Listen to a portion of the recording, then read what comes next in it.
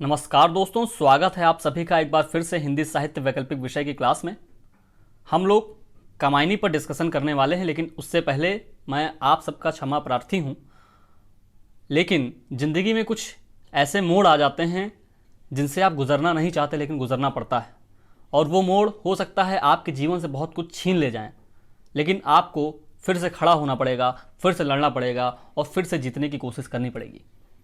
आप स्वयं ही अपनी हेल्प कर सकते हैं, कितनी भी मुश्किल से मुश्किल परिस्थिति क्यों ना हो। लेकिन कभी कभी क्या होता है, आप परिस्थिति से निकल तो आते हैं, लेकिन आप जो खो चुके होते हैं वो आप दोबारा पा नहीं सकते। ऐसा ही कुछ हमारे जीवन के साथ पिछले कुछ महीने में हुआ। फिलहाल उस पर डिस्कशन नहीं करेंगे, लेकिन एक बार फिर से हम लोग अपनी उसी ऊर्जा के साथ हिंदी साहित्य वैकल्पिक विषय को जल्द से जल्द खत्म करने का प्रयास करेंगे। और ऊर्जावान रचना कामायनी से हम लोग शुरुआत कर रहे हैं एक बार फिर से अपने एक तरीके से नए एपिसोड की, जिसकी रचयिता आप सब जानते हैं, जयशंकर प्रसाद। छायावाद के 4 स्तंभ में से एक बहुत प्रमुख नाम, सबसे वरिष्ठ कवि। और 1936 में ये रचना आ रही है, आप सब जानते हैं, परिचित हैं। 1936 में गोदान, 1936 में प्रगतिवाद लेखक संघ की स्थापना, 1936 छायावाद का अवसान काल, 1936 छायावाद की सीमा आप इसको कह सकते हैं। तो 1936 जो छायावाद का सबसे चरम रूप या एकदम अंतिम वर्ष कह लीजिए, अंतिम वर्षों में से एक, तो इसमें कुल मिला के छायावाद की सभी विशेषताएं यहां पे आ जाएंगी। प्रसाद के जीवन की अंतिम कृति में से एक, यहां उनकी सारी विशेषताएं आ जाएंगी, उनके सारे अनुभव, लेखन अनुभव, उनके सारे दर्शन यहां आपको इकट्ठा मिल जाएंगे आके। तो इसलिए ये छायावाद की अनुपम कृति कही जाती है और प्रसाद के जीवन की अनुपम कृति कही जाती है, अद्वितीय कृति कही जाती है।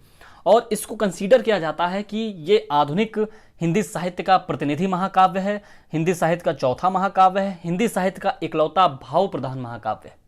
महाकाव्य आप लोगों ने पढ़ा, उपन्यास में पढ़ा, उपन्यास और महाकाव्य के संबंध में पढ़ा, उसके बाद रामचरितमानस पढ़ा।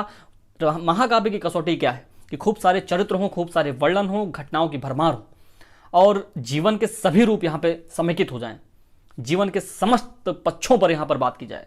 लेकिन यहाँ ना वो घटनाएं हैं, ना उतने ज़्यादा चरित्र हैं, ना उतनी ज़्यादा वर्णन है। यहाँ आपको सिर्फ और सिर्फ भावना मिलेगी और उन्हीं भावनाओं को मूर्त रूप देने का प्रयास किया है हमारे जयशंकर प्रसाद ने। जयशंकर प्रसाद ने ऐसा क्यों किया? जयशंकर प्रसाद 1936 के उस सघन काल में, जिसे स्वतंत्रता संग्राम का सबसे भीषण काल कहा जाता है, स्वतंत्रता संग्राम का सबसे सघन काल कहा जाता है, जहां संग्राम अपने चरम स्तर पे था, कई तरह की निराशाएं, आशाएं हम लोगों के हाथ लग रही थी, गवर्नमेंट ऑफ इंडिया 1935 एक्ट आ चुका था और भी बहुत सारी घटनाएं जब चरम स्तर पर चल रही थी, तो प्रसाद जी ने कामायनी लिखी। तो क्या आप जब कामायनी पढ़ेंगे तो आपको लगेगा कि अरे 1936 में क्या हो रहा है और प्रसाद लिख क्या रहे हैं। प्रसाद अपने आप को एक सजग लेखक कहते हैं और इस तरह की रचना 1936 के समय ला रहे हैं। तो जब मैंने आपको बताया, छायावाद किसी भी मूल्य का रोज नामचा नहीं है, अर्थात छायावाद में जो मूल्य आपको देखने को मिलेंगे वो आप स्थूल स्तर पर नहीं समझ पाएंगे, बल्कि सूक्ष्म दृष्टि से आपको देखना पड़ेगा। उनकी रचनाओं में आपको खोलना पड़ेगा, परत खोलनी पड़ेगी, तब जाके आप पूरी उस रचना का मर्म समझ पाएंगे, उस रचना का लिखने का कारण समझ पाएंगे, उस रचना में क्या कहा गया है उसका मूल प्रतिपाद्य समझ पाएंगे और उस रचना के माध्यम से प्रसाद जी किन समस्याओं पर बात कर रहे हैं, किन समस्याओं का समाधान करना चाह रहे हैं, उस पर भी दृष्टिपात कर पाएंगे। तो ये एबिलिटी आपको आनी चाहिए, आप सूक्ष्म दृष्टि से देखें। ठीक है, तो अब हम लोग शुरू करते हैं कामायनी पर। देखिए, मैंने आपको बताया, किसी भी रचना को पढ़ने से पहले या तो उसकी भूमिका या तो उसके आसपास की परिस्थिति समझ लें, तब जाके उस दृष्टिकोण से आप उस रचना का मूल्यांकन करें, तब आपको स्पष्ट हो जाएगा। मैंने अभी आपको बताया, स्वतंत्रता संग्राम अपने चरम स्तर पर था, पूंजीवाद का विकास यहाँ हो रहा था, पूंजीवादी सभ्यता अपना पैर पसार रही थी, भारत में भी पैर पसार रही थी।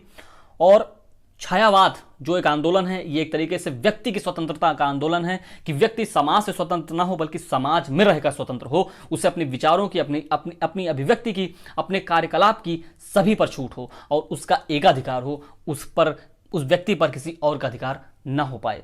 तो ये छायावाद की सबसे मूल आवाज है, छायावाद की सबसे मूल चेतना है और ये चेतना आपको कामायनी में भी देखने को मिलेगी। और मैंने आपको बताया, बुद्धिवाद का विकास हो रहा है, अर्थात आपका आईक्यू किस लेवल का है उससे आप पहचाने जाएंगे आप कितने अच्छे आदमी हैं। तो बुद्धिवाद का विकास अगर हो जाता है, और एक बात और मैं आपको बताऊं, साइंस में बुद्धि लगती है, मैंने आपको बताया इंटेलिजेंस की मांग होती है, बिल्कुल सही बात है, होना भी चाहिए। अगर साइंस ना होता तो हमारा जीवन आज जो इतना सुचारू रूप से चल रहा है वो ना हो पाता। साइंस ना होता तो शायद हम ना होते आपके पास। ठीक है, तो साइंस बहुत बेहतरीन चीज़ है, चाहे वो मेडिकल साइंस हो, चाहे फिजिक्स हो, चाहे केमिस्ट्री हो, चाहे कोई भी साइंस हो। लेकिन जब साइंस पर आप भावनाओं को कंट्रोल नहीं करेंगे, जब साइंस पर आप अपनी आत्मा का कंट्रोल नहीं करेंगे, तब वो साइंस किस तरह से भीषणकारी हो जाती है, किस तरह से विध्वंसकारी हो जाती है, वो world war first Prasad ji देख चुके हैं, समझ चुके हैं, और उसके क्या दुष्परिणाम हुए प्रसाद जी ने वो भी देखा। तो प्रसाद जी इन सभी बातों को लेकर चिंतित हैं और तब कामायनी की रचना कर रहे हैं। ठीक है, तो अभी आप कामायनी का सार सुनिए और बिल्कुल स्पष्ट रूप से सुनने के प्रयास करिए। उसके बाद मैं आपको क्वेश्चन दूंगा जो 2021 से लेकर कुछ क्वेश्चन पूछे गए हैं। आप सिर्फ सार सुनने के माध्यम से ही आप उन प्रश्नों पर डिस्कशन कर सकेंगे, अपना दिमाग दौड़ा सकेंगे। ठीक है, तो चलिए कामायनी का सार शुरू करते हैं, अर्थात कामायनी की कहानी को समझते हैं, कामायनी के कथानक को समझते हैं कि प्रसाद जी ने इसमें किन चरित्रों की रचना की है, उन चरित्रों के माध्यम से क्या कहना चाहा है, प्रसाद जी का उद्देश्य क्या है और प्रसाद जी ने किस तरह के समाधान हमारे सामने प्रस्तुत किए हैं। मैंने आपको बताया कि इसमें कमानी का जो मूल नायक है वो है मनु। हम लोग कहते हैं ना कि हम लोग मनु के संतान हैं, तो ये वही मनु की बात हो रही है। ठीक है, और यहाँ एक नारी चरित्र श्रद्धा इड़ा, ये दो सबसे महत्वपूर्ण कैरेक्टर हैं नारी चरित्र में। उसके बाद मानव, ये है श्रद्धा और मनु की संतान। उसके बाद देव सभ्यता, उसके बाद सारस्वत सभ्यता, उसके बाद आकुली किलात और कामदेव। इन सब का रोल बारी बारी से आएगा। ठीक है, अब देखिए क्या है देव सभ्यता, जो उस समय थी, जैसे सिंधु घाटी सभ्यता हो गई और आपकी चाइनीज सभ्यता हो गई, मेसोपोटामिया की सभ्यता हो गई, तो वैसे उस समय देव सभ्यता थी। और देव सभ्यता पूरे भोग विलास में डूबी हुई थी और वो सभी भोग विलास को अपनी ओर सेंट्रलाइज कर लेना चाहती थी, अपने हाथों में एकत्रित कर लेना चाहती थी। ठीक, इसलिए उसका विध्वंस हो गया। अब देखिए प्रसाद जी कहना क्या चाहते हैं, कहना यही चाह रहे हैं कि अगर आप प्रकृति के साथ खिलवाड़ करेंगे, ज़्यादा भोग विलास में पड़ेंगे, ज़्यादा लालच में पड़ेंगे, तो प्रकृति आपका सर्वनाश कर देगी। ठीक, क्लाइमेट चेंज क्यों हो रहा है? ज़्यादा लालच की वजह से हो रहा है। हम अपनी लिमिट का दायरा क्रॉस कर चुके हैं, हम अपनी लिमिट को क्रॉस कर चुके हैं, इसलिए क्लाइमेट चेंज हो रहा है। चाहे वो पाकिस्तान की फ्लड हो, चाहे इंडिया में आई हुई फ्लड हो, चाहे यूरोप में आया हुआ सूखा हो, चाहे कैलिफोर्निया के जंगलों में लगी हुई आग हो, अमेजन के जंगलों में लगी हुई आग हो, ग्लेशियरों का पिघलना हो, सब कुछ के पीछे मूल कारण क्या है? लालच, भोग विलास, वासना, काम वासना, सब कुछ रिसोर्सेस अपने हाथ में कंट्रोल कर लेना चाहते हैं, इसलिए आपका विनाश हो जाएगा। देश सभ्यता का विनाश यही हुआ। तो आप पहले देखिए कि प्रसाद जी ने किस तरह सूक्ष्म रूप से उस समस्या का जो परिणाम होता है वो दुष्परिणाम हमारे सामने रखा है। तो देव सभ्यता का विनाश इसलिए हो गया। ठीक, लेकिन उसमें उस देव सभ्यता का एक सदस्य मनु बचा रह गया। मनु क्यों बचा रह गया? मनु दुष्ट था, उसमें कोई दो राय नहीं। मनु दुष्ट था, लेकिन जो देव सभ्यता के अन्य लोग थे उनसे कम दुष्ट था। तो आपको ये बात समझनी होगी। मनु ने एक बार एक मछली को बचा लिया था। मनु ने एक बार एक मछली को बचा लिया था, तो उस मछली ने सोचा कि मुझे इसका जो कर्ज है इसको चुकता करना पड़ेगा, इसको चुकाना पड़ेगा। तो उसने अपने चेहरे पर, अपने मुंह पर मनु को रखा और ले जाकर एक पहाड़ी की चोटी पर छोड़ दिया और मनु जिंदा बच जाते हैं और सबका सर्वनाश हो जाता है। उसके बाद मनु को कुछ समय बाद होश आता है और जब मनु देखते हैं कि चारों ओर जल प्रलय फैली हुई है, महाप्रलय फैली हुई है, सब कुछ डूब चुका है, सब कुछ खत्म हो चुका है, पूरी देव सभ्यता का विनाश हो चुका है, तो मनु बहुत चिंतित होते हैं और यहीं से शुरुआत होती है चिंता सर्ग की। प्रसाद ने कामायनी को 15 सर्गों में बांटा है, जो चिंता सर्ग से शुरू होकर आनंद सर्ग तक की यात्रा है। ठीक है, तो मनुष्य का जीवन क्या है? मनुष्य का जीवन, आप पैदा होते हैं चिंता शुरू हो जाती है। आप बड़े होकर क्या करेंगे, आप क्या बनेंगे, आप कैसे रिसोर्सेज इकट्ठा करेंगे, आप अपनी रोजी रोटी कैसे चलाएंगे, ये क्या है? मनुष्य की चिंता है और यही चिंता सर्ग की शुरुआत है।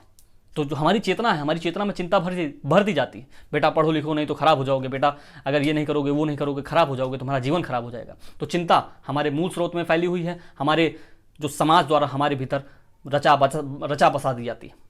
ठीक, तो चिंता सर्ग की शुरुआत हो रही है, मनु भी चिंतित हैं। ठीक, तो प्रसाद जी क्या लिखते हैं कि हिमगिरी के उत्तुंग शिखर पर बैठ शिला की शीतल छा, एक पुरुष भीगे नयनों से देख रहा था प्रलय प्रवाह। अर्थात मनु अपने आंखों में आंसू लेकर ये जो प्रलय है देख रहे हैं और लगातार चिंतित हो रहे हैं कि क्या था, कितना हम लोग ऐश करते थे, कितना भोग विलास करते थे, सब कुछ कितना खुशहाल था, लेकिन एक पल में ही, एक झोंके में ही सब कुछ खत्म हो गया और इस प्रकृति ने सब कुछ तबाह कर दिया। तो मनु लगातार चिंतित हो रहे हैं। तो यहाँ प्रसाद ने मनु की मनोभावों का वर्णन किया है। ठीक, मतलब चिंता किस तरह से अब उनको इस जीवन का सार समझ में आ रहा है। प्रसाद एक जगह लिखते हैं कि जीवन तेरा क्षुद्र अंश है, अर्थात ये जो समस्त संसार है, ये जो समस्त ब्रह्मांड है, ये जो जीवन, ये मनुष्य का जीवन, इसका क्या मतलब है? एक बिंदु के समान है, एक अणु के समान है, परमाणु के समान है, कभी भी खत्म हो जाएगा, पुक से खत्म हो जाएगा, पता नहीं चलेगा, पॉप हो जाएगा। आज आप सांस ले रहे हैं, कल अगले पल सांस नहीं ले सकते हैं। और इस ब्रह्मांड में जो सब कुछ चराचर है, लगातार चल रहा है, आप उसकी कुछ नहीं है, एक कण भी नहीं है इस ब्रह्मांड के सामने, इस ब्रह्मांड के आकार के सामने। लोग कहते हैं कि आप 100 साल जिएंगे और 80 साल जिएंगे, ये 100 साल 80 साल ब्रह्मांड की नज़रों में कुछ नहीं है। ब्रह्मांड का जो टाइम है वो स्थिर है, हम लोग का टाइम गतिशील है। समझ रहे हैं? आप दर्शन में जाएंगे तो वहां कहते हैं ब्रह्मांड का जो समय है वो स्थिर है, और उस समय में हम लोग का समय चल रहा है जो लगातार गतिशील है। तो ब्रह्मांड का समय नहीं जाने वाला, वो वहीं का वहीं रहेगा, वो वहीं का वहीं रहेगा, चाहे वो यूनिफॉर्म हो जाए, चाहे वो एक अणु में संकेंद्रित हो जाए, चाहे वो फट के, चाहे वो बैंग होके ये सारा ब्रह्मांड बन जाए, ये सारी आकाश गंगाएं बन जाए, ब्रह्मांड रहेगा, हम लोग नहीं रहेंगे। हम लोग आज हैं, कल नहीं रहेंगे। तो हम लोग को इस बात को सोचना चाहिए, और प्रसाद जी इसके माध्यम से बताने की कोशिश करें कि जीवन तेरा क्षुद्र अंश है, इस जीवन पे आपको घमंड नहीं करना है। अगर आप जीवन पे घमंड करेंगे तो आपका सर्वनाश हो जाएगा। ठीक, तो इसी के साथ शुरुआत होती है, और मनु चिंता में लीन है, और फिर आती है, एंट्री होती है श्रद्धा की। कहते हैं चिंता सर के बाद आशा सर गाता है, अर्थात जो जल प्रलय है, अब धीरे धीरे पानी का स्तर जो है नीचे जा रहा है, और उसके बाद जो प्रकृति का कोमल रूप हमारे सामने आता है, कोयल चहचहा रही है, फूल खिल रहे हैं, और नदी फिर से अपने हिसाब से बहना शुरू कर रही है, और कल कल की मधुर ध्वनि करती हुई बह रही है। तो ये आशा सर का संचार होता है कि मनु को लगता है कि चलो कुछ नहीं, अब सब कुछ खत्म तो हो गया, लेकिन चलो ये जो पानी का स्तर है नीचे जा चुका है, और अब प्रकृति अपने आप को जो सिस्टमेटिक फिर से कर ली है और अपने मूल रूप में आ गई। तो यहाँ से आशा सर गाता है। उसके बाद श्रद्धा एंट्री लेती है। श्रद्धा गंधर्व देश की कन्या है, अर्थात एक अलग सभ्यता है, वहाँ से ये आ रही हैं, और ये सोची थी कि चलो मैं कुछ ललित कलाओं को सीख लेती हूँ, नृत्य सीख लेती हूँ, गीत बजाना सीख लेती हूँ। ये सब ललित कलाएं हैं। कलाएं दो प्रकार की होती है, आप जानते हैं, एक जो यूटिलाइज कर सकें, एक जो ललित कला यूटिलाइज नहीं की जाती। जैसे गीत आप यूटिलाइज नहीं कर सकते, उसे आप अपने प्रयोग में नहीं ले सकते। संगीत, इसे आप यूटिलाइज नहीं कर सकते। ठीक है, आर्ट मतलब कला, इसको आप यूटिलाइज नहीं कर सकते। ये सिर्फ और सिर्फ दिखाने के लिए होती है, बेचने के लिए नहीं होती। स्पष्ट हुई बात, इनका कोई मूल्य नहीं होता। तो ललित कला सीखने के लिए श्रद्धा आती है, और जब यहाँ देखती है यहाँ तो सब कुछ खत्म हो चुका है। देव सभ्यता उस समय अपने ललित कलाओं के लिए जानी जाती थी, और यहाँ आके देखती यहाँ तो सब कुछ खत्म, यहाँ तो सब कुछ विनाश हो चुका है, और एक पुरुष जो बचा हुआ है वो किस तरह से चिंता में लीन है, किस तरह से उसकी चेतना मर चुकी है, किस तरह से वो निराश है, किस तरह से वो हताश बैठा है। तो क्यों ना चल के मैं इसको थोड़ा मोटिवेट करूं। उसके बाद श्रद्धा का वर्णन प्रसाद जी इस तरह से करते हैं, और श्रद्धा के जो बाह्य शरीर का वर्णन और आंतरिक शरीर का वर्णन, दोनों का वर्णन प्रसाद जी खूब मन लगा के करते हैं। ठीक है, उसके अधखुले अंगों को कहते हैं कि नील परिधान में जैसे अधखुला अंग, जैसे लगता है कि बिजली की चमक हो। ठीक है, तो आप देखेंगे कि जब प्रसाद अपने सौंदर्य का वर्णन करना शुरू करते हैं, प्रसाद श्रद्धा के सौंदर्य का वर्णन करना शुरू करते हैं, तो आपको वहाँ अश्लीलता नजर नहीं आएगी, वहाँ आपको आध्यात्मिकता की खुशबू आएगी। जैसा कि रीतिकालीन कवियों में क्या हो रहा है, वहाँ शरीर पर बात की जा रही है, और सिर्फ उसी पर बात की जा रही है। नारी के जो मनोभाव पक्ष को, उसको नहीं देखा जा रहा है। ठीक है, नारी का जो भीतरी पक्ष है उसको नहीं देखा जा रहा है, लेकिन प्रसाद ने यहाँ दोनों, शारीरिक और भीतरी, दोनों पक्षों पर बात की है। स्पष्ट हुई बात। तो आपको यहाँ देखना होगा कि जो प्रसाद की सौंदर्य चेतना है, जो प्रसाद का प्रेम है, वो भी आपको देखने को मिलेगा। धीरे धीरे आप चलिए, ठीक मेरे साथ। अभी तक यहाँ आपको समझ में आ गया। अब दोनों का इंट्रो होता है, तो मनु अचानक से चौंकता है। अरे एक झटका सा लगा, प्रसाद जी लिखते हैं एक झटका सा लगा कि सहसा वो आ गई, मतलब अचानक से वो इतनी सुंदर स्त्री कौन आ गई। और प्रसाद जी ने अच्छे से वर्णन किया है। ठीक है, जब हम लोग प्रसाद की सौंदर्य चेतना पढ़ेंगे, लेकिन मैं आपको बता रहा हूँ कि प्रसाद का जो सौंदर्य वर्णन है, प्रेम वर्णन है, वो अपने आप में अद्भुत है। अभी आप देखेंगे कैसे। तो दोनों में इंट्रो होता है। श्रद्धा पूछती तुम कौन हो, मनु पूछते हैं तुम कौन हो। तो मनु फिर अपनी सारी व्यथा कथा सुनाते हैं, और श्रद्धा सुनती है। फिर उसके बाद कहती है कि देखो, जो तुम इस तरह बैठे हुए हो, प्रकृति ने तुम्हें बचाया है, और इसके पीछे प्रकृति का कोई उद्देश्य है। और जो तुम ये चिंता लेके बैठे हो, जो तुम्हारी चेतना बिल्कुल मर चुकी है, इसको तुम्हें फिर से जगाना है, और इस समस्त संसार को फिर से चलाना है, क्योंकि तुम बचे हो और मैं बची हूँ। इसके पीछे कोई उद्देश्य है प्रकृति का, अर्थात प्रकृति, ये जो ब्रह्मांड है, ये ईश्वर जो हमसे चाहता है, वो क्या चाहता है कि हम लोग मिलकर इस सृष्टि को आगे बढ़ाएं। ठीक है, तो उसके बाद क्या होता है कि दोनों में संयोग होता है। काम वासना आती है तो वासना सर्ग आता है, और दोनों में संयोग हो जाता है, वासना सर्ग हो जाता है। ठीक, उसके बाद वासना के बाद लज्जा सर्ग आता है। तो वासना हो गया, और उसके बाद जब वासना दोनों लोगों के भीतर आ गई तो दोनों लोगों को शर्म आती है, तो वहाँ जो शर्म है वो लज्जा सर्ग में दिखाया जाता है। ठीक है, तो उसमें बोलती है कि मैं रति की प्रतिकृति लज्जा हूँ, शालीनता सिखलाती हूँ। प्रसाद जी ये कहना चाह रहे हैं, लज्जा सर्ग आ गया। अब इसी सर्ग में क्या होता है कि मनु ने देखो श्रद्धा को भोग लिया है, शारीरिक तौर पर भोग लिया है, स्पष्ट हुई बात। अब मनु धीरे धीरे श्रद्धा से तनाव में आता है। मनु और श्रद्धा का रिश्ता अब तनावपूर्ण होना शुरू होता है। श्रद्धा का जो भाव क्षेत्र है, आप देखिएगा जो श्रद्धा का भाव क्षेत्र है वो अपने मनु के लिए है ही है, लेकिन वो समस्त प्रकृति के चराचर जीवों के लिए भी है। वो उनसे उतना ही प्रेम करती है जितना मनु से करती। वो अच्छे खासे बछड़े पालती है, अच्छे खासे मेमने पालती है, और उनको खूब सारा प्यार दुलार करती है।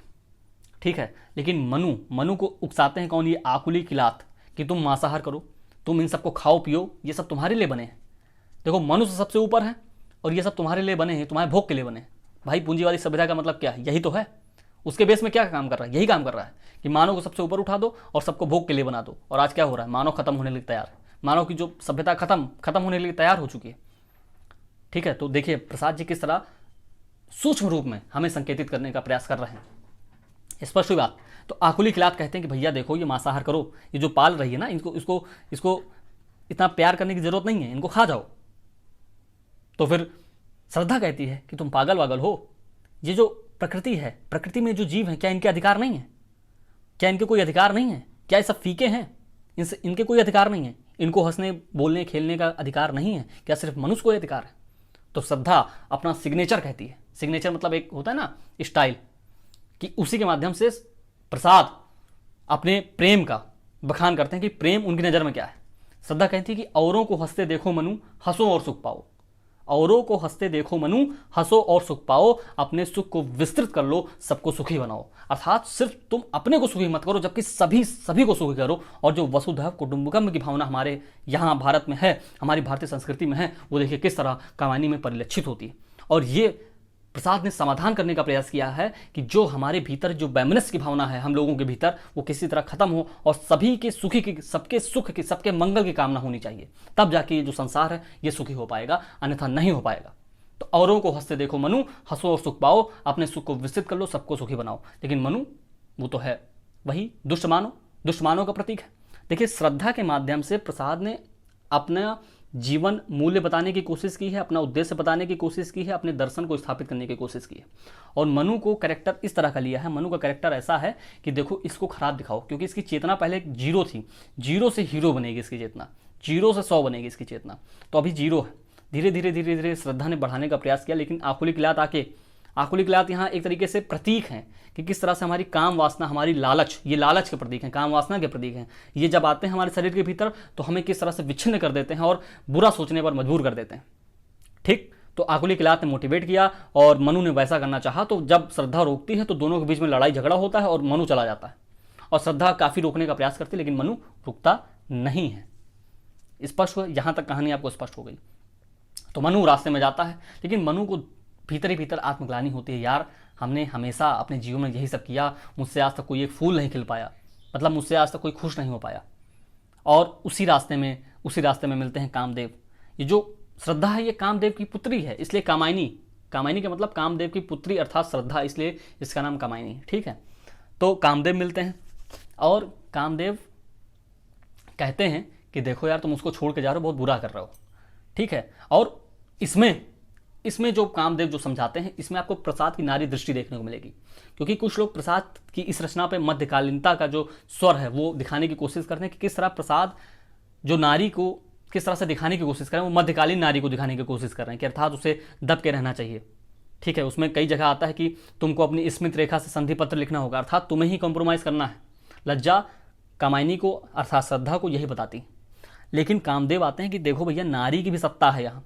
ठीक है, नारी के भी अधिकार है। पुरुष का मतलब ये नहीं है कि तुम नारी पर जब मन चाहे कुछ भी करो। कामदेव समझाने की कोशिश करते हैं, लेकिन मनु समझता नहीं।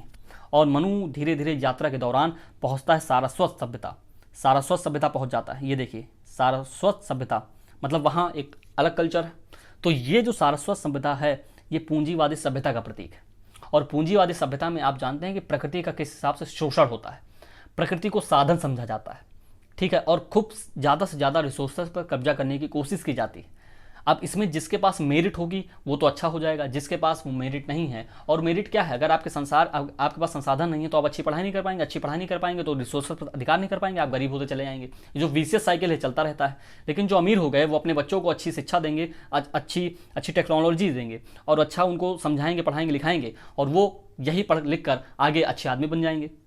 तो ये जो उनका वर्चुअल साइकिल और इनका विशियस साइकिल ये चलता रहता है, ठीक, इतना स्पष्ट है। तो जो सारस्वत सभ्यता है पूंजीवादी सभ्यता की प्रतीक है और प्रकृति को साधन के रूप में देखती है कि प्रकृति में जो कुछ भी है, ये जो शोधक विहीन प्रकृति है, इसका शोधन करो, अर्थात इसके जो रिसोर्सेस हैं इसको खंगालो और अपने विकास के लिए प्रयोग करो, अंधाधुंध विकास के लिए, ठीक। विकास कहने के नाम में बर्बादी हो रही है, अब तो सब जानते हैं।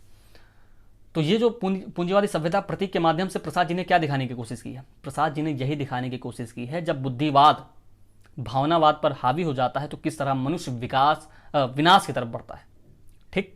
बुद्धिवाद जब हमारी भावना पर हावी हो जाता है तो किस तरह मनुष्य विनाश की तरफ बढ़ता है। अब यहाँ सारस्वत सभ्यता में एक लड़की है जिसका नाम है इड़ा, ठीक। इड़ा का भी सौंदर्य वर्णन प्रसाद करते हैं, बिखरी अलकें जो तर्क जाल। लेकिन इड़ा श्रद्धा कैसा प्रतीक है? भावना का प्रतीक है, प्रेम का प्रतीक है। लेकिन इड़ा इंटेलिजेंट, जिसे आप लोग कहते हैं इंटेलिजेंट, बुद्धिवाद, तर्कवाद, उसका परिचायक है इड़ा का चरित्र। तो इसके माध्यम से इड़ा जो है, इड़ा जिसे कहते हैं आप आज के ज़माने में जिसे वेल एजुकेटेड मान लीजिए, ठीक है, इंटेलेक्चुअल मान लीजिए, जिसे आप लोग समझते हैं, उसके पास बहुत सारे तर्क हैं और बहुत सारा विजडम है कि किस तरह से डेवलपमेंट किया जाए और इस पूंजीवादी सभ्यता को बढ़ावा दिया जाए। तो मनु जाते हैं ईड़ा के पास और दोनों में वार्तालाप होता है। तो ईड़ा इसको अपने यहाँ एक तरीके से मिनिस्टर नियुक्त कर लेती है कि ठीक है। अब देखिए मनु क्या होता है, मनु के भीतर ईड़ा के प्रति भी अनुराग का भाव आता है, लेकिन ये अनुराग वो वाला अनुराग है, वासना वाला अनुराग है। तो वासना आती है।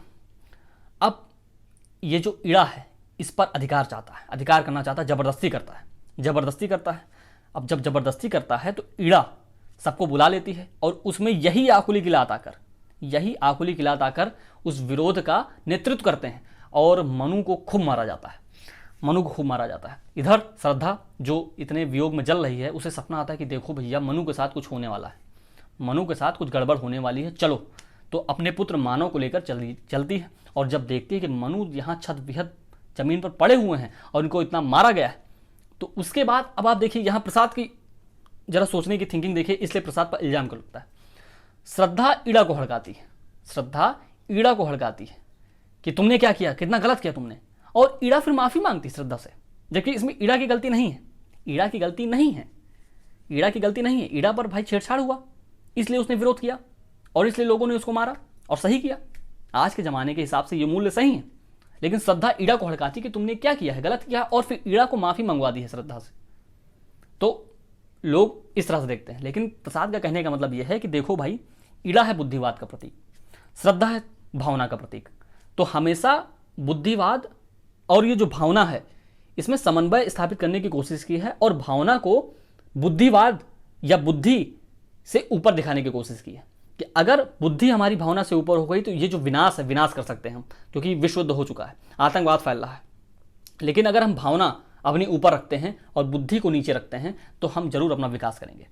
इस दृष्टि से देखें तो प्रसाद की जो मूल्य हैं अच्छे हैं, ठीक। उसके बाद श्रद्धा ये जो अपना पुत्र है मानव को ईड़ा के पास छोड़ देती है। अब इसको समझिए, ये जो मानव है, मतलब हम लोग मानव को ईड़ा के पास क्यों छोड़ देती है? प्रसाद का इसमें नजरिया देखिए आप। अर्थात हमें अपना डेवलपमेंट करने के लिए बुद्धि तो चाहिए ही चाहिए, तर्क तो चाहिए ही चाहिए। भावना के अकेले होने से हमारा विकास नहीं हो सकता। तो प्रसाद यहाँ पूंजीवाद को स्वीकार करते हैं, यहाँ बुद्धिवाद को स्वीकार करते हैं, लेकिन उस सीमा तक जिस सीमा तक हमारा विकास हो सके, ना कि विनाश हो सके। स्पष्ट हुआ? इसलिए प्रसाद मानव को ईड़ा के यहाँ छुड़वा देते हैं। अब श्रद्धा यहाँ मनु को लेकर जाती है कि तुम मेरे साथ चलो और अब मैं तुमको लेकर जाती हूँ। श्रद्धा मनु को कैलाश पर्वत पर ले जाती है और उसको दिखाती कि देखो भैया, जो त्रिपुर हैं, त्रिपुर अर्थात एक ज्ञान का त्रिपुर, एक क्रिया का त्रिपुर एक इच्छा का त्रिपुर अर्थात त्रिभुज, ये देखो किस तरह अलग अलग है, इनको एक सीध में होना चाहिए। अर्थात जो हमारे जीवन में विषमता है ये इन्हीं के कारण है, क्योंकि हमारा ज्ञान, हमारी क्रिया और हमारी इच्छा एक सीध में नहीं है। स्कंद गुप्त में आप देखिए तो जो पहला ही वाक्य है कि अधिकार सुख कितना मादक और सारहीन है, अर्थात स्कंद गुप्त चाहता क्या है लेकिन उसे करना क्या पड़ रहा है, वही हमारे आज के मानव की सबसे बड़ी पीड़ा है। इसलिए इतने ज़्यादा सुसाइड्स, इतने ज़्यादा तलाक और सब कुछ लगातार बढ़ता चला जा रहा है, क्राइम बढ़ता चला जा रहा है। क्यों? क्योंकि हम विषमता की पीड़ा से इतने ज़्यादा ग्रसित हो चुके हैं। अब देखिए प्रसाद अपना जो दर्शन, आनंदवाद, समरसतावाद, प्रतिविज्ञा दर्शन, कुछ भी कह लीजिए, वो यही दिखाने की कोशिश कर रहे हैं कि जब तक ज्ञान, क्रिया और इच्छा में समरसता नहीं हो जाएगी, अर्थात हम जो सोच रहे हैं, हमारे पास जो नॉलेज है और जो हम लोग करना चाह रहे हैं, जब तक उनमें समन्वयता नहीं होगी तब तक हम विषमता की पीड़ा से लगातार जलते रहेंगे और ये विषमता लगातार हमारे लिए विनाश का कार्य करती रहेगी। तो ये मान लीजिए ये श्रद्धा है और ये मनु है, और ये श्रद्धा इन त्रिपुर को दिखाती है कि देखो ये तीनों अब एक सीध में आ चुके हैं, अब जाके ये जो विषमता है ये समता में बदल जाएगी, ये विषमता समरसता में बदल जाएगी। ठीक, तो हमको यही करना है कि हमारा ज्ञान, हमारा जो इच्छा और हमारी जो क्रिया है, ये तीनों जब तक एक सीध में नहीं होंगे, अर्थात जो हम सोचना चाह रहे हैं, जो हम करना चाह रहे हैं और जो हमारे पास नॉलेज है, वो तीनों एक सीध में नहीं होंगे, तब तक हमारा विकास, संपूर्ण विकास नहीं हो पाएगा। और तब जाके हम आनंद के लेवल पे आ जाएंगे। आनंद सुख दुख से ऊपर की पराकाष्ठा। वो एक मोहम्मद रफ़ी का गाया हुआ एक गाना है, साहिल लुधियानवी जी का लिखा हुआ, कि मैं जिंदगी के साथ निभाता चला गया, हर फिक्र को धुएं में उड़ाता चला गया, गम और खुशी में फ़र्क ना महसूस हो जहाँ, ध्यान से सुनिएगा, गम और खुशी में फ़र्क ना महसूस हो जहाँ, मैं अपने आप को उस मुकाम पर लाता चला गया। अर्थात जो ये गम, जो ये खुशी है, हमें इस सुख दुख से ऊपर उठ जाना है और हमेशा आनंद की स्थिति में होना है। हम लोग सुख को आनंद के साथ इक्विवेलेंट करार कर देते हैं, लेकिन यहाँ आनंद का मतलब है सुख और दुख से ऊपर उठ जाना। अर्थात ना हमें पता चले सुख कब है, ना हमें पता चले दुख कब है, अर्थात हम सब एक स्टेबल फॉर्म में आ जाएंगे और फिर हमारे जीवन में समरसता होगी, हमारे जीवन में आनंद होगा। और इसी आनंद सर्ग में प्रसाद अपने दर्शन का प्रक्षेपण करने की कोशिश कर रहे हैं श्रद्धा के माध्यम से। ठीक, तो ये थी पूरी कहानी। तो आपको इसमें समझ में आया कि प्रसाद इस कमायनी में मुख्य समस्या कौन सी दिखा रहे हैं? विषमता की समस्या। आप देखिए मनु जो है, मनु शुरुआत से ही विषमता की स्थिति में है, क्योंकि एक तो चिंता में है, उसके बाद लगातार उसका जो जीवन है, चेतना उसकी बिल्कुल जीरो से ऊपर उठ के फिर उसके बाद आनंद की स्थिति में आता है। चेतना जीरो से ऊपर उठ के फिर आनंद की स्थिति में आती है। तो चेतना का सुंदर इतिहास कमायनी को कहा जाता है। ठीक, तो लगातार आप देखेंगे किस तरह से विषमता होती है जीवन में, किस तरह से संघर्ष होता है, सब कुछ खत्म हो जाता है, लेकिन फिर से एक नया जीवन की शुरुआत होती है। इसलिए कामायनी को कहा जाता है कि ये जो विपरीत जीवन की परिस्थितियों का महाकाव्य है। अभी वो प्रश्न आपके सामने आएगा, और मैंने ये कहानी इसलिए सुनाई ताकि वो कहानी में ये सारी चीज़ें आपके सामने आ जाएं।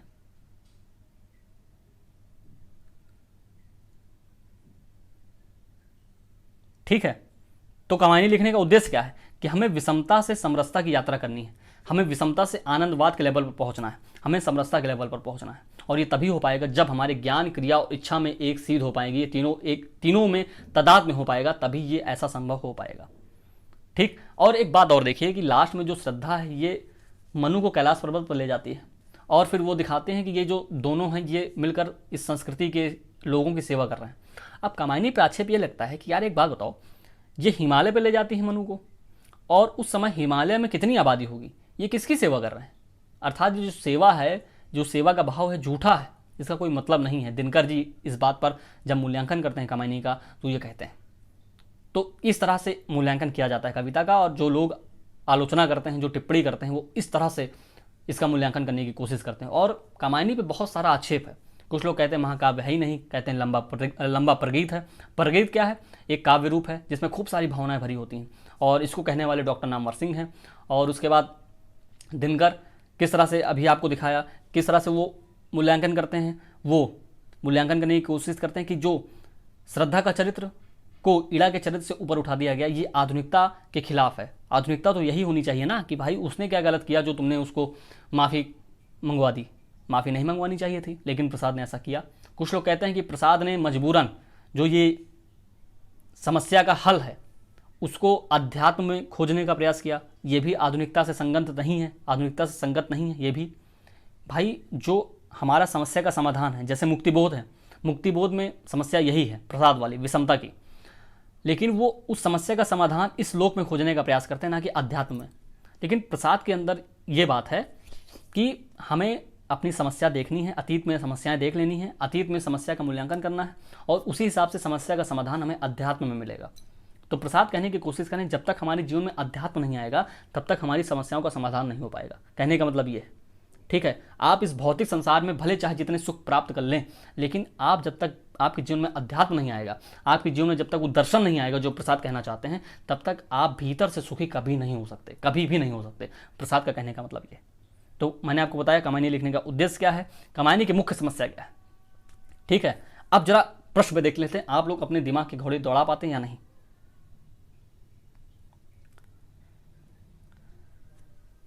देखिए 2021 में प्रश्न पूछा, 4 प्रश्न है इसमें एक तरीके से। कामायनी का गौरव, उसके युग बोध, परिपुष्ट चिंतन, महत उद्देश्य और प्रौढ़ शिल्प में निहित है। शिल्प तो मैंने अभी आपको बताया नहीं है, ना उसके कोई पद बताए हैं कामायनी के, बस आपको समझाने की कोशिश की है। अब युग बोध का क्या मतलब है कि प्रसाद अपने युग में जो समस्याएं हैं क्या उससे परिचित हैं, क्या कामायनी में वो समस्याएं दिखाई गई हैं या नहीं दिखाई गई। आप जब आप पढ़ेंगे तो आपको लगेगा नहीं कि बिल्कुल नहीं दिखाई गई हैं, बिल्कुल ही नहीं दिखाई गई, लेकिन जब आप सूक्ष्म स्तर पर देखेंगे तो आपको लगेगा जो विषमता की समस्या है यह हर समय हर समाज में समस्या है। इसे भारत में नहीं बल्कि इस समस्त ब्रह्मांड में समस्या है। देखिए भले चाहे आप जितना पैसा कमा ले, लेकिन जो लोग सुसाइड कर रहे हैं वो इसीलिए तो कर रहे हैं कि उनके जीवन में विषमता है। तो हर समय हर काल हर देश में ये समस्या विषमता है। दूसरी बात, ये जो गोदान में आपने पढ़ा कि गोबर की हालत क्या है। गोबर जो पूंजीवादी सभ्यता में जब वो मजदूर के रूप में काम करता है तो उसके बाद उसकी हालत क्या हो जाती है कि लगातार उसको लगता है कि यार मेरे कान में वही यंत्र की आवाज़ बज रही है। तो यहाँ पे प्रसाद ने भी उसी चीज़ को दिखाने की कोशिश की है एक पद में कि जो कोलाहल है ये पूंजीवादी सभ्यता, ये जो पूंजीवादी सभ्यता में कोलाहल है यंत्रों का, इसका कोई मतलब नहीं है और ये हमें सुखी कभी नहीं बना सकता। तो ये समस्या है, उस समय पूंजीवाद अपने चरम पे आ रहा था।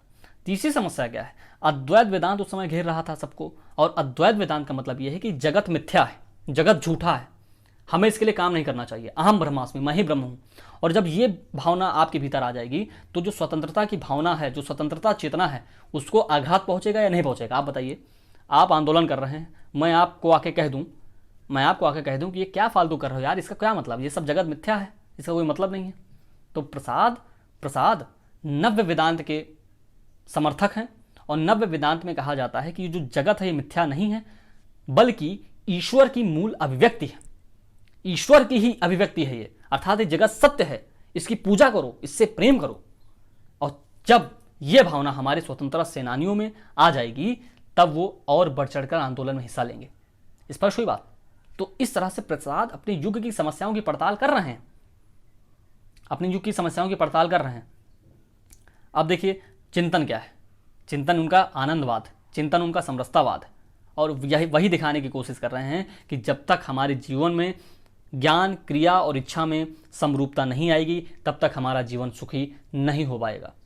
ठीक है, उसके अंत में आनंद सर्ग में कहते हैं, समरस जड़ या चेतन सुंदर साकार बना था, चेतनता एक विलसती आनंद आकार घना था। मतलब आनंद ही आनंद है। अगर आप समरसता के स्तर पर आ जाएंगे तो आनंद बहुत है, और उसके अगर स्तर पर नहीं पहुंच पाते तो आपका आनंद नहीं है। यही उनका चिंतन है। और उद्देश्य क्या है कि मनुष्य को जो विषमता की पीड़ा से झेल रहा है, मनुष्य जो विषमता की पीड़ा से लगातार मर रहा है, उसे हमें समरसता के स्तर पर पहुंचाना है।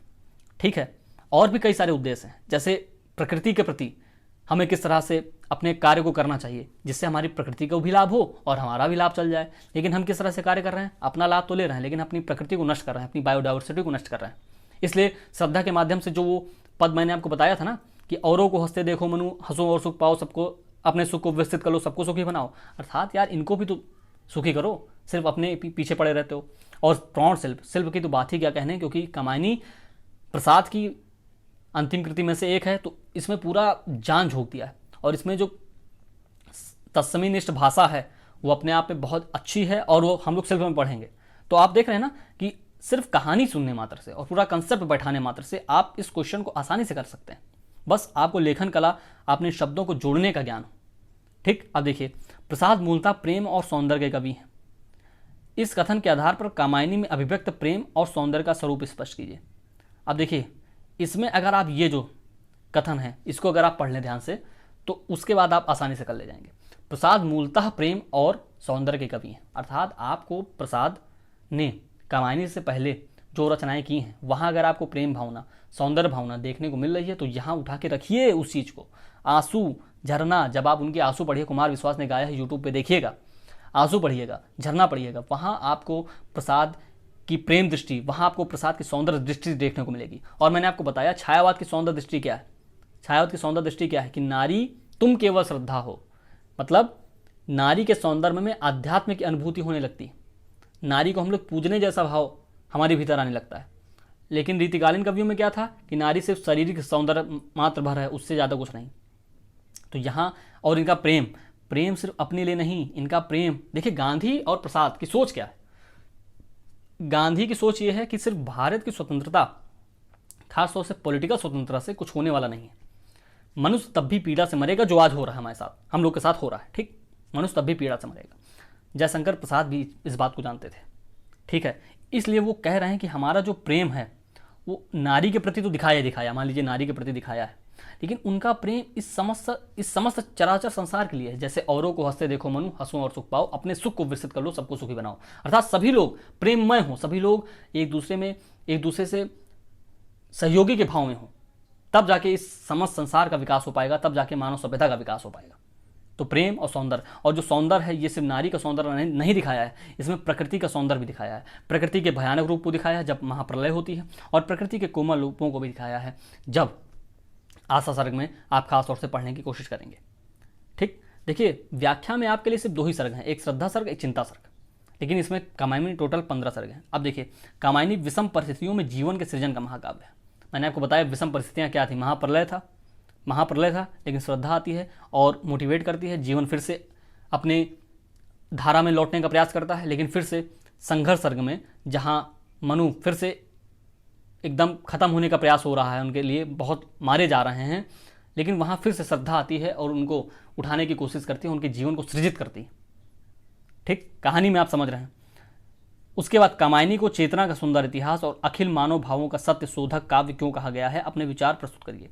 चेतना का सुंदर इतिहास, मैंने आपको बताया कि चेतना जो मरी हुई थी और चेतना फिर आनंद के स्तर पर जाकर खत्म हो रही है। चिंता सर्ग से आनंद सर्ग तक की यात्रा इसमें चेतना की गई है। और अखिल मानव भावों का सत्य शोधक, हमारे मनोभाव, हमारे मन के भीतर जो भाव हैं, अब देखिए वो मनु के माध्यम से दिखाने की कोशिश की गई है। जो सामान्य मानव के भीतर जो भाव उठते हैं वो मनु के माध्यम से दिखाने की कोशिश की गई है। लालच, द्वेष, वैमनस, ठीक है, काम वासना, इन सब में आप देखिए तो हमारे भीतर भी वही भाव है ना। हम लालच करते हैं, क्रोध करते हैं, वैमनस करते हैं कि भाई देखो श्रद्धा से मनु क्यों वैमनस कर रहे हैं कि श्रद्धा को देख रहे हैं कि अब श्रद्धा का ध्यान मेरे से कुछ कम हो गया है और इसका ध्यान ये जो जीव हैं इन पर ज़्यादा लगता है, ठीक है। इसका ध्यान जो जीव मात्र की सेवा करने में ज़्यादा लग रहा है, मेरे ऊपर ध्यान है नहीं। तो ये वैमनस की भावना हमारे भीतर आ जाती है और हम भी किसी को सुखी नहीं देख सकते, जैसा कि मनु के साथ हो रहा है। काम वासना जब हमारे भीतर आती है तो हम तड़प जाते हैं, जैसा कि मनु के साथ हो रहा है, ठीक है। तो अखिल मानव भावों का सत्य, इसमें आपको वही लिखना है। अब रामचरितमानस के बाद कामायनी एक ऐसा प्रबंध काव्य है जो मनुष्य के संपूर्ण प्रश्नों का अपने ढंग से कोई ना कोई संपूर्ण उत्तर देता है। ये तो बहुत इजी क्वेश्चन है। आप देखिए रामचरितमानस में कौन सी समस्याएं हैं, क्या समाधान को कोशिश की गई है, ये थोड़ा लिखना पड़ेगा। कामायनी में आपको ज़्यादा लिखना पड़ेगा। कामायनी की मूल समस्या क्या है? विषमता की समस्या। कामायनी की मूल समस्या क्या है? विषमता की समस्या, लालच की समस्या, लेकिन उसको दूर किया है समरसता के माध्यम से, समरसतावाद के माध्यम से, और वो मैंने आपको बताया वसुधैव कुटुंबकम की भावना से, ठीक। बुद्धिवाद के विकास में अधिक सुख की खोज में दुख मिलना स्वाभाविक है। वही पूंजीवादी सभ्यता में बुद्धिवाद का विकास खूब ज़्यादा हो रहा था और उसमें अगर आप अधिक सुख खोजेंगे तो आपको दुख मिलना स्वाभाविक है। वही मनु के साथ हुआ। मनु ने और अधिक सुख की कामना की, लेकिन उसके साथ क्या हुआ? दुख मिला, उसको पीड़ा मिली, ठीक। बुद्ध भी कहते हैं कि देखो ये जो दुख है ये सुख से ज़्यादा कष्टकारी है। जैसे सुख आया, ठीक है, आप सुखी हुए, लेकिन जब दुख आ गया तो आप दुखी हो जाएंगे, फिर सुख आएगा सुखी हो जाएंगे, और जब सुख आएगा तो आप उसको जाने नहीं देंगे, तो वो भी आपके लिए एक चिंता का कारण बनेगा कि यार इस सुख में कहीं चला ना जाए, तब भी आप चैन से नहीं बैठ पाएंगे। तो ये जो दुख है वो तो एक लेयर पे आपको दुखी कर रहा है, लेकिन जो सुख है वो 2-3 लेयर पे आपको दुखी करता है, ठीक है। इसलिए बुद्ध कहते हैं सर्वम दुखम दुखम। तो यहां वही आपको दिखाने की कोशिश की है कि बुद्धिवाद के विकास में अधिक सुख की खोज में दुख मिलना स्वाभाविक है। कामायनी के आधार पर इस कथन की समीक्षा करिए। तो कहानी के माध्यम से, कमायनी के कथानक के माध्यम से, कमायनी की कहानी के सार के माध्यम से अगर आप कंसेप्ट बैठाने की कोशिश करते हैं तो इन प्रश्नों को आप आसानी से कर ले जाएंगे। इसमें कुछ रखा नहीं है। तो आज के लिए बस इतना ही। हृदय की गहराइयों से बहुत बहुत धन्यवाद। जय हिंद।